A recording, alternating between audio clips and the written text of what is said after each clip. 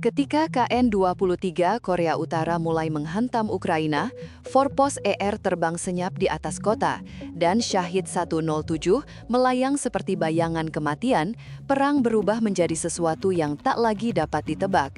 Sementara Rusia terus memperkuat arsenalnya, Ukraina justru terperosok dalam tekanan internal dan bantuan Barat yang datang terlambat. Inilah titik ketika nasib sebuah negara ditentukan, bukan lagi oleh keberanian di medan tempur, tetapi oleh siapa yang mampu bertahan hidup di tengah badai teknologi perang modern. Simak video ini hingga akhir, dan semoga yang subscribe dilancarkan rezekinya. Dalam beberapa bulan terakhir, langit Ukraina tidak lagi sekedar ruang kosong di atas permukiman dan garis depan. Ia telah berubah menjadi panggung duel teknologi militer tingkat tinggi, tempat kecepatan, presisi, dan ketahanan diuji dalam hitungan detik. Setiap malam, ketika kota-kota Ukraina mulai tenggelam dalam keheningan, sirene peringatan udara memecahnya, diikuti gemuruh mesin jet dan dentuman rudal yang melintasi cakrawala. Rudal supersonik Rusia memotong udara seperti garis-garis api, sementara drone kamikaze melayang rendah, mencari celah dalam pertahanan. Sistem pencegah Ukraina, dari NASAMS hingga Patriot, berusaha merespons dalam rentang waktu yang sangat singkat. Kilatan cahaya di langit bukan sekadar pemandangan, melainkan tanda bahwa sebuah duel simultan sedang berlangsung antara teknologi Soviet yang dimodifikasi, sistem Barat yang modern, dan improvisasi taktis yang terus berkembang. Para analis menyebut fase ini sebagai perang langit paling kompleks di Eropa sejak Perang Dunia II, sebuah babak di mana tiap malam dapat mengubah jalannya konflik. Di tengah kerumunan cahaya dan suara ledakan itu, KH-22 tampil sebagai simbol betapa senjata tua dapat kembali menjadi ancaman modern. Rudal era 1960-an ini awalnya dirancang untuk menghancurkan kapal induk Amerika di Laut Lepas, tetapi kini Rusia menggunakannya untuk menyerang kota dan instalasi militer Ukraina. Dengan kecepatan hingga Mach 4, KH-22 bergerak begitu cepat sehingga radar hanya memiliki waktu beberapa detik untuk mendeteksi dan mencoba mencegahnya. Namun kecepatan bukanlah satu-satunya ciri khas rudal ini. Ketidakakuratannya telah menjadi momok di banyak wilayah. Dalam sejumlah kasus, KH-22 menyimpang ratusan meter dari sasaran, menghantam blok apartemen, pusat perbelanjaan, hingga fasilitas sipil lainnya. Ironi ini membuat setiap peluncuran KH-22 tidak hanya bersifat militer, tetapi juga psikologis. Masyarakat tidak pernah tahu kemana rudal itu akan jatuh. Dari Ternopil hingga Pavlohrad, rekaman kehancuran akibat KH-22 menjadi pengingat brutal bagaimana senjata lama dapat menghasilkan dampak yang sangat modern dan sangat mematikan. Jika KH-22 adalah bayangan masa lalu yang hidup kembali, maka Zircon adalah bertanda masa depan yang telah tiba lebih cepat dari prediksi dunia. Rudal hypersonic ini, yang menurut sejumlah sumber militer mampu mencapai Mach 9, tidak hanya cepat, namun juga mampu bermanuver di tengah penerbangan. Manuver ini menjadikannya hampir mustahil dilacak oleh radar konvensional, apalagi dicegat. Sistem pertahanan yang selama ini dianggap andalan, seperti Patriot, Aegis, dan Samperte, belum membuktikan kemampuan menghentikan Zircon. Bagi Ukraina, ancaman ini menempatkan hampir seluruh wilayahnya dalam garis tembak karena rudal tersebut dapat diluncurkan dari kapal, pesawat, atau pangkalan darat Rusia. Bagi analis militer internasional, kehadiran Zircon menandai perubahan besar dalam paradigma peperangan modern. Senjata yang selama bertahun-tahun dianggap teknologi masa depan, kini digunakan secara nyata. Zircon bukan sekadar amunisi, ia adalah pesan simbolis Rusia bahwa mereka dapat mengendalikan ritme eskalasi dan bahwa pertahanan udara Ukraina telah memasuki babak perang yang benar-benar baru. Sementara Zircon menarik perhatian dunia, Rusia secara bersamaan menghidupkan kembali salah satu sistem rudal paling kontroversial di sejarah modern, 9M729, rudal jelajah yang pernah dituduh melanggar perjanjian INF. Setelah bertahun-tahun menjadi bahan perdebatan diplomatik, rudal ini kini digunakan secara nyata dalam serangan mendalam terhadap target Ukraina. Dengan jangkauan 1.200 hingga 2.500 km, 9M729 memungkinkan Rusia menyerang fasilitas penting Ukraina dari jauh di dalam wilayah Rusia, bahkan dari Belarus, tanpa harus menggerakkan pasukan atau pesawat mendekati garis depan. Senjata ini menambah lapisan tekanan baru bagi Kiev karena kombinasi jarak, kelincahan, dan profil terbang rendahnya membuat rudal tersebut sulit dideteksi radar.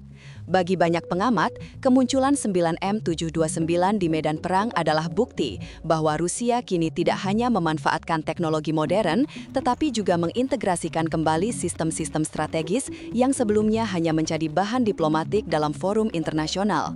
Keberadaan rudal ini memperluas jangkauan ancaman secara dramatis dan menambah tingkat ketidakpastian dalam perang.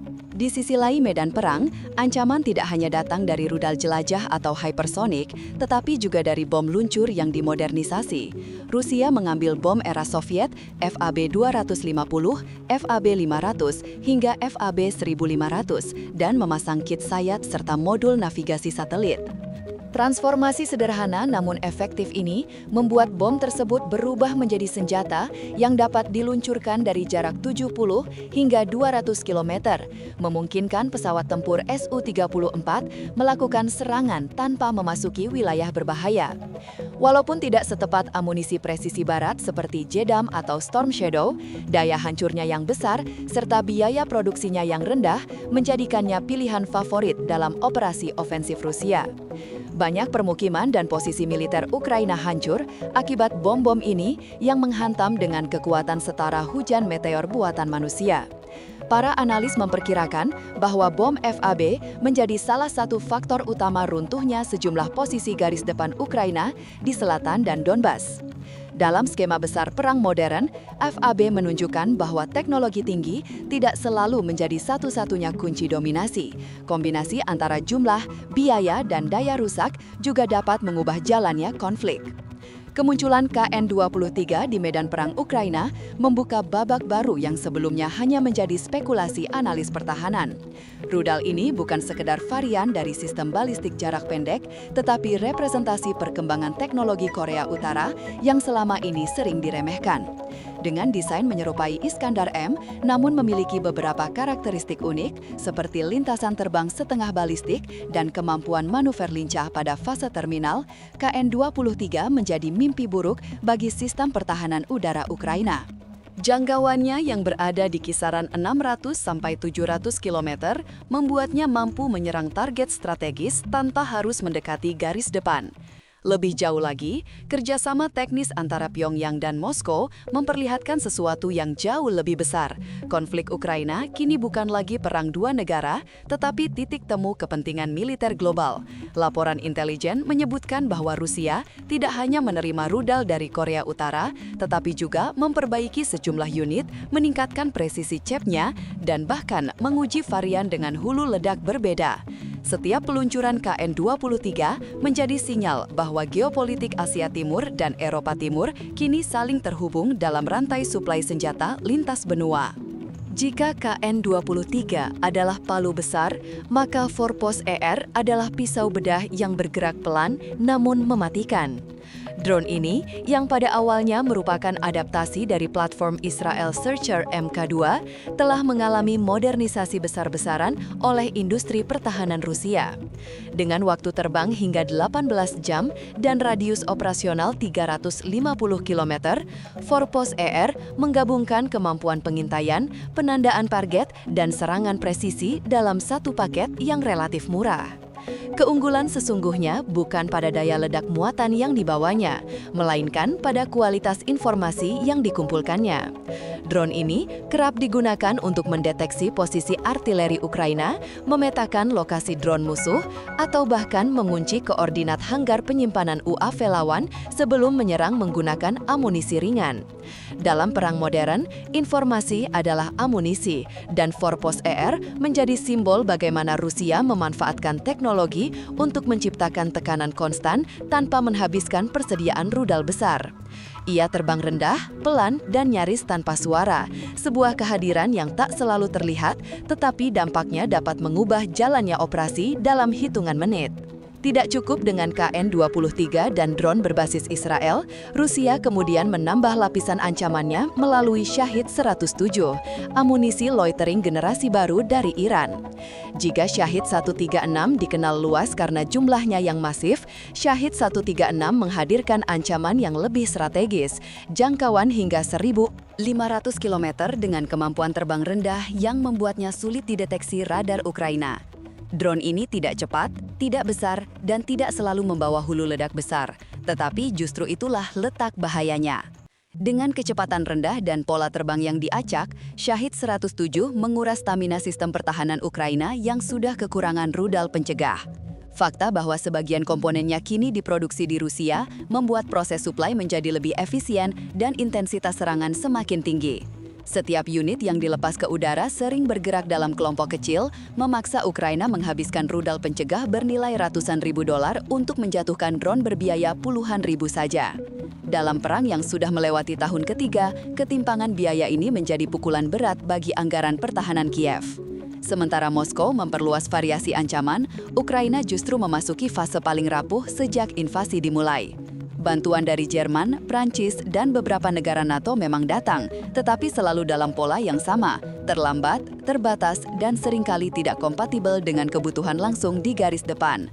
Sistem pertahanan udara seperti Skynex membantu melindungi sebagian kota besar, tetapi jumlahnya tidak sebanding dengan gelombang drone dan rudal yang datang hampir setiap malam.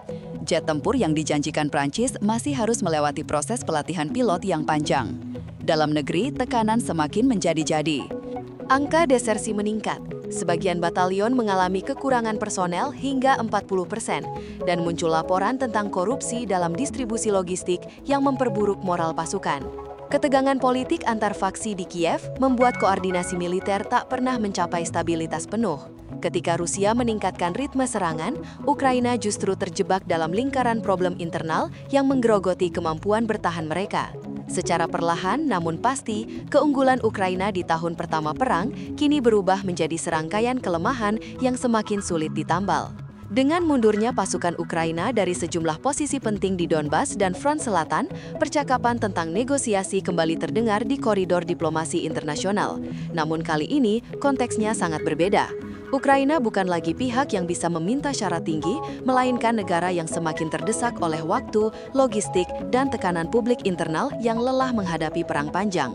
Setiap opsi gencatan senjata tampak menyertakan harga politis yang sangat mahal, kehilangan wilayah, pergeseran perbatasan, atau pengakuan kekuasaan Rusia di area yang telah mereka kuasai. Ketimpangan teknologi semakin terlihat jelas, terutama dengan hadirnya rudal hypersonic dan drone generasi baru yang membuat sistem pertahanan Ukraina harus bekerja 2 kali lipat. Pada titik ini, masa depan Ukraina bergantung pada diplomasi yang harus dijalankan dalam bayang-bayang misil yang bisa datang kapan saja. Perang belum berakhir, tetapi jalur politik yang terbuka kini membawa aroma kompromi yang pahit, sebuah kenyataan yang semakin sulit dihindari oleh pemerintah di Kiev.